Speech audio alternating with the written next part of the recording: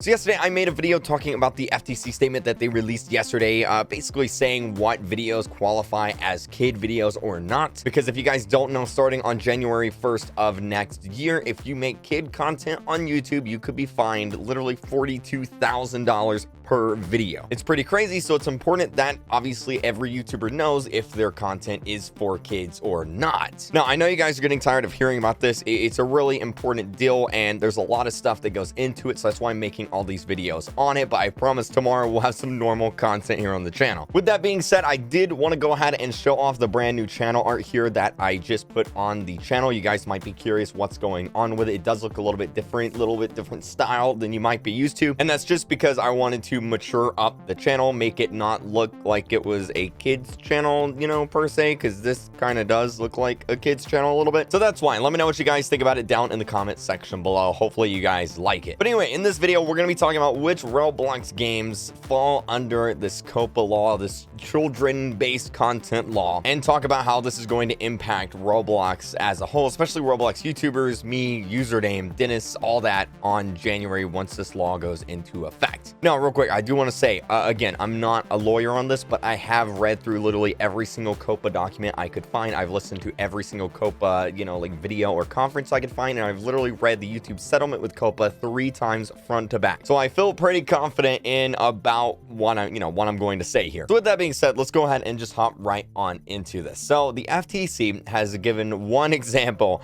of a kid game, and that game is called idressup.com. Now, don't bother going there because it's no longer the same website. It's not the same. It was changed quite a bit because the FTC did in fact shut it down. And as you can probably tell from these pictures, what this game was is it was a game targeting young girls according to the FTC.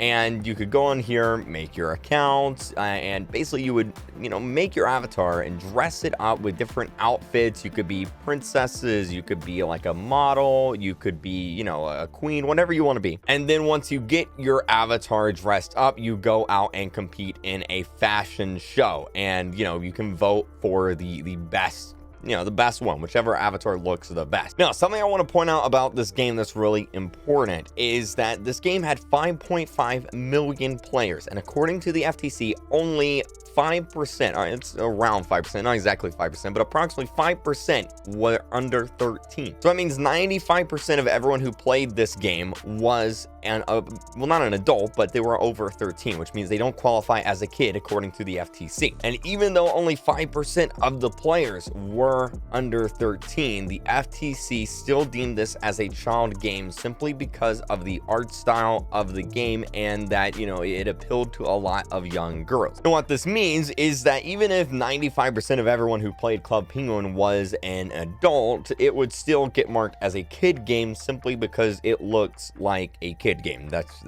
it. That's literally just how they decide stuff, apparently. So with that knowledge in mind, let's go ahead and let's go through Roblox here, because I want to talk about the impact that this is going to have on games, because Roblox games and Roblox YouTubers are they go hand in hand. A lot of Roblox games are only popular because of Roblox YouTubers, and a lot of Roblox YouTubers are only popular because of Roblox games. It's kind of like a circle. It works like this. So like with me, Roblox Jailbreak came out, Roblox Jailbreak got popular. I played Roblox Jailbreak, therefore I got popular, and because of my popularity from playing Roblox Jailbreak, more people played Roblox Jailbreak, which made it even more popular, and it just kept going around in a circle. Now, if the FTC says that we can no longer play that Roblox game anymore, so if I couldn't play Jailbreak anymore, you take, the YouTuber out of that, and then what happens? Well, Jailbreak isn't as popular, and that goes for any game on Roblox. So knowing that the FTC judges games based solely on how they look, their art style, and the overall context of the game, i.e. what you do in that game, let's go ahead and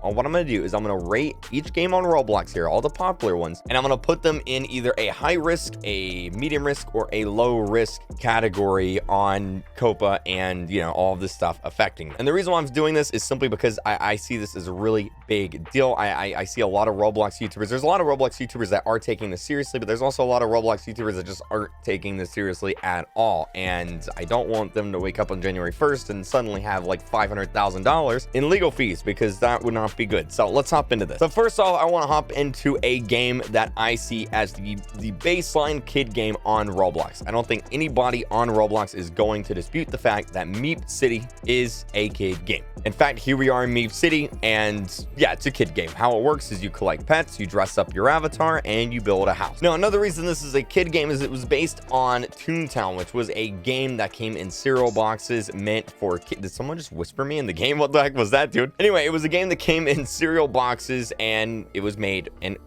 I mean, look at it. It looks like Goofy. It looks like a kid cartoon. Somebody keeps whispering me in this game. I'm getting freaked out. Now, on the top end of that scale, some game that I would consider just not for kids at all is obviously Phantom Forces. I mean, just look at this. This was from the RPO event. It's very obvious that this is not a game, aimed at children at all. I don't think anyone would argue that fact, period. So the first game I really want to point out here that I want to put in the high risk category, because I think this is, obviously one of the more popular Roblox games out there, especially with YouTubers, and I think it's a heavy risk here. I mean, if we look at the art style for, this dress up game here, you can see that it's pretty similar to, a Royal High. Here's the fairies, we've got the princess outfits. There's another princess outfit there. Lots of princess stuff here. And well, if we go to Royal High, literally the thumbnail of the game is princesses dressing up, makeup, outfits, stuff like that. Now, if we go into the game,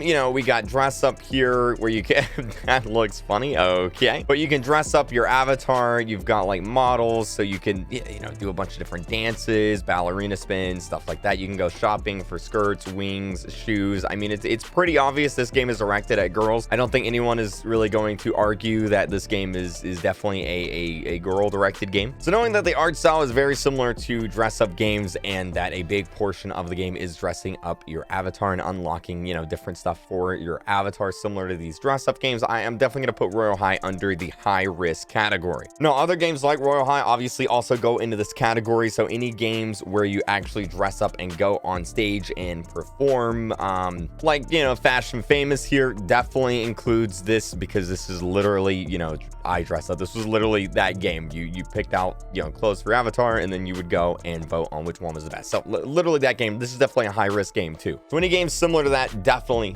put them under the high risk category, 100%. Just going through here, you can kind of tell which ones are definitely similar in that art style here. I'm pretty sure Royal High School Royal High School there definitely has a similar art style there. Rose Citizens, 100%. Basically any game where one of the big draws of the game is personalizing your avatar and dressing them up and then competing in contests based on that dress up is definitely going to go under the high risk category. So let's talk about medium risk games. One of the games that are at medium risk here, and honestly I would put simulators under the medium risk category, and simply the main reason I do that is because a lot of these games revolve around getting pets, and they're very predominantly focused on pet. And according to the FTC, pets is one of the child-oriented activities. So a game that is focused on getting and collecting pets will obviously be at least somewhat at risk here. Now, I don't think every simulator is equally at risk. I think Pet Simulator, for example, is probably more at risk than something like Ninja Simulator, simply because, ninjas and swords. But nonetheless, I definitely do put simulator games in the medium risk here. Now, another game I'm going to put in the medium risk tier here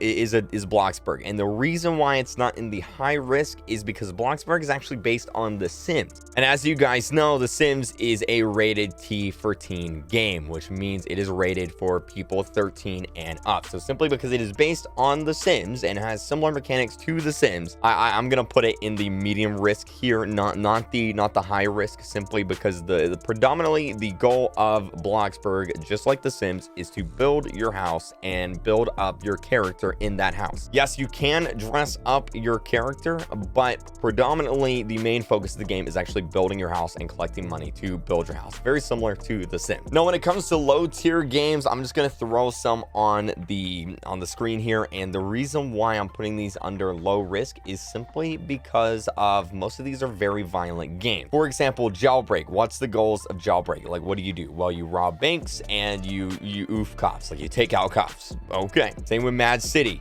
Same with Arsenal. Obviously, you're not robbing banks to have an Arsenal, but in Arsenal, the whole point of the game is you are taking out other players with military weapons. Same thing with counter blocks. Again, a game where you are taking out enemy players with military weapons. That's all you do in the game. Yes, there's customization, but the main point of the game is taking out players with military weapons. Same thing with bad business, and you guys kind of get the idea. Obviously, games that have a lot of violence in it is going to be focused towards mainly teenagers. Now, that does not mean that the games in the low risk category are safe here. Obviously, they are on Roblox, and they may all be at risk here. But in terms of the highest risk to the medium risk to the lowest risk, I think this is a pretty valid scale. So again, if you're another Roblox YouTuber and you play any of the games that are definitely on the higher risk, I definitely would maybe start trying to figure out a plan come January. Again, I'm going to the FTC. I'm going to try and get this figured out and fight this, but obviously the FTC is going to take, you know, a look at some of these games and be like, yeah, that's probably for kids. Whether or not I agree with them or, you know, you guys agree with them, that's just what they're going to do at this point. Like, you could compare Royal High here. Here's the thumbnail for Royal High versus counter blocks. You know, we have, well, you know, dudes and AKs, and then we have princesses and well, witches and, you know, Halloween dress up. So you can tell the difference in the main focus of the games here. So yeah, let me know what you guys think about this down in the comment section below. And man, this is some heavy stuff, and there's a lot of thinking that I and many other Roblox YouTubers have to do, because this could be, you know, December could be the last month that I get to play Jailbreak. Come January, you know, if we fail at changing this, the FTC may just be like, yo, you can't play Jailbreak anymore. Hey, you can't play Royal High anymore. Hey, you can't play Bloxburg. You can't play Roblox anymore. What are we gonna do then? So thank you guys so much for watching though, and I'll see you guys in the next video. Let me know what you guys think down below. Okay, I'll see you guys next time. Bye.